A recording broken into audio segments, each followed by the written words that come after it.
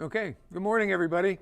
I'm Jim Hodson with the Fort Worth Aviation Museum here at the Cowtown Warbird Aerocrafters with Lanny Parcell. We're here for an update on the O-1 Bird Dog, and we've got Gary Goff is behind the camera again today. Hi. Hi. So we're out here. Lanny's going to give us an update on what they've been doing with the Bird Dog since the last time we were out here about 6 weeks ago, I guess it was. I guess so. Yeah. So why don't you kind of lead on the tour here this morning? Okay. So progress on the fuselage. We got all the overhead canopy, all the glasses in the top of the cabin. I guess we can Yeah, come on over, Gary. and see the back of it. Yeah, there you go. So it's going to have all new plexiglass. The side windows, the ones that open up, are all done, and they're in the office where they won't get stepped on or something. And we got the rear canopy, I call it, is fitted up and trimmed, and the windshield has arrived. And Pause. There we go. We're back. okay. So we got a lot of progress on the canopy, which was a lot of fun. I don't know. I'm not really sure why they put so many fasteners in it from the factory, but there's like 115 screws that hold each one of those pieces of glass in the top. So every time I'd order the hardware, I'd buy everything they had because nobody stocks it that kind of quantity. So it was like 600 screws up there. Well, this was the first all-metal airplane that the Army built. Mm-hmm. So maybe that has something to do with it. Yeah, they didn't know how much they needed or something. I'm not sure. Mm-hmm.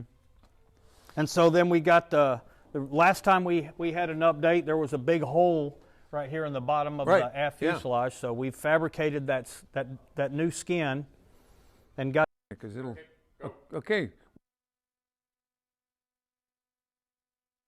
Problems with the signal strength here today, so we're going to do the best we can. But Lanny was talking about them putting the new panel in here in the airplane. Yeah, so we took the old one out and used it as a pattern and formed a new one. So it's obviously you can tell it's got contour. It's kind of a cone-shaped piece of sheet metal, half of a cone, and then on the inside it actually has two 90-degree bends on it, where this skin is actually the stringer that runs along here. So it goes on the inside, it goes in, it bends over, goes over, and it bends again to make a it's like stiffener. a lip that goes along the top. Right. Of that. Okay. Yeah. So it's got a stiffener all the way across. So I know there's some folks out here probably don't know what these devices are. If you'd explain those and what they do.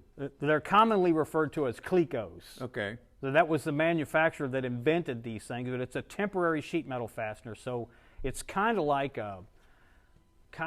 your household molly bolt type of a thing. So it's got three pieces of metal, and to the outside pieces have a little barb on them, and there's a spring inside of it that keeps the centerpiece pulled back. And when the centerpiece is pulled back, it's wedge shaped and it spreads those two apart. Okay. So you have a special pair of pliers that you grab that fastener with. Matter of fact, got one? I have one. Oh, show and tell. Yeah, look. So I have a cleco. I have this special pair of pliers that holds this cleco, and you can see the three pieces of metal in the center. And as you squeeze it together, it gets pointy at the end. And you stick it through a hole, and then you relieve the pressure, and it spreads out and grabs a hold of the other side. So this is to hold it in position so you can then put the rivets in? Right. Okay. Yeah. So the whole piece is held in right now with all just clecos. Okay. And they've got a pretty good spring on them. You have to have the pliers to make it work. You couldn't push this with your hands. Okay. That's got a powerful spring on the inside, so it'll hold it in place. So we'll take out like every other cleco and put rivets in it, and then shoot those rivets. But this also helps it to get that form that you want it too, right? Yeah, it's got a little bit of a preload to it right now because when we formed that big piece of sheet metal, let's say at static it would look like this. Yeah. The best you could get it to bend was about like that, so you have to pull it into shape, and then we'll shoot all the rivets on it. And then pull out every other cleco. Okay. So we'll kind of question about the rivet and the rivet head. Right. Okay. And I'm okay. We're back. Okay. The big question I have when you're talking about the cleco, right? Is that what it's called? Yeah. Is what's the difference between a cleco and these things that are the rivet heads that I've known? about like what does that do to get me to look like this? Okay, well, the clecos are temporary fasteners to hold it together. It's kind of like a clothespin for sheet metal. Oh, okay. So that it holds it together temporarily. Then when you put the rivets in, which the rivets are little solid aluminum pieces that have that head formed on them, and you have a special gun that you shoot those rivets in with. So you got a big steel bar on one side and this gun on the other side. And that's the bucking bar, right? And the bucking bar, yeah. So it's called bucking the rivet. So you put this hammer gun. It's like an air hammer, basically. Okay. And so the bucking bar's on one side, the rivet gun's on the other side. You hit it, and it crushes the back side of the rivet, the part you can't see. Now, how are you going to be able to do that on something like this? I'm going to climb down inside. So, okay. You're going to be on the inside? I'm going to be on the inside with earphones on because it gets really loud when you hit it with a hammer. Yeah. And so there'll be one guy on the inside and one guy on the outside shooting each one of those rivets with this gun. All right. A whole different appreciation for mechanics Yes. now. Yes. Yeah, and some of them we're going to end up using a what they call a blind fastener. It's like a pop rivet, a fancy pop rivet, because you can't reach all of them the way the factory did when they built it. Sure, I could see we're back in here. If you yeah. have no access, there's no way. Yeah, there's no way to get in there. I'm going to show everybody a little bit. I'm going to show this picture. Stay there, Gary. I'll come to you. Let me know if I need to move this one way or the other. This is a picture of an O-1 Bird Dog in Vietnam, and it was one of what we refer to as the red marker facts, who were the original forward air controllers in Vietnam. And I wanted to show this to you because the livery on this airplane is what one side of this airplane is going to look like. You'll notice it's got a red swatch on the tail. And Gary Willis.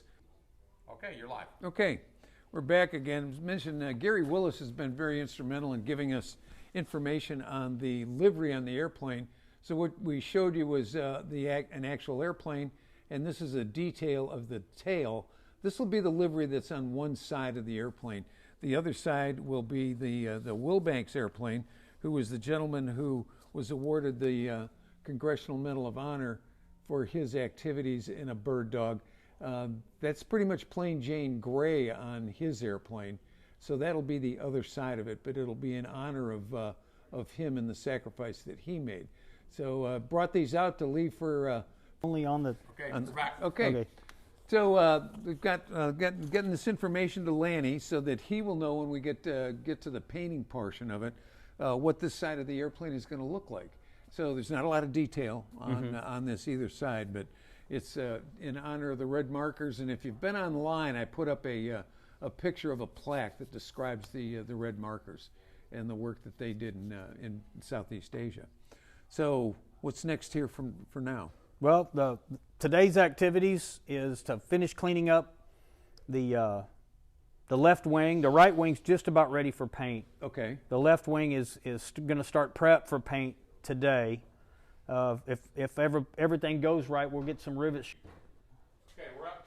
Okay, we've moved because of the connection issues, so we've come into this area where Lanny and his folks are starting to put primer on some pieces of the airplane. So Lanny, it's all yours. What you're looking at here is all the flying surfaces for the tail. We got the elevators and the rudder, and then up over here against the workbench is the vertical fin and the door, and all the piece parts that we could get primed are already done. So it amazes me the size is pretty small. Yeah. About the size. Yeah. This is not a big aircraft. It's not really. It's not a big airplane. And what are you using for primer? This is Lance in the back. Okay, we're up. Okay.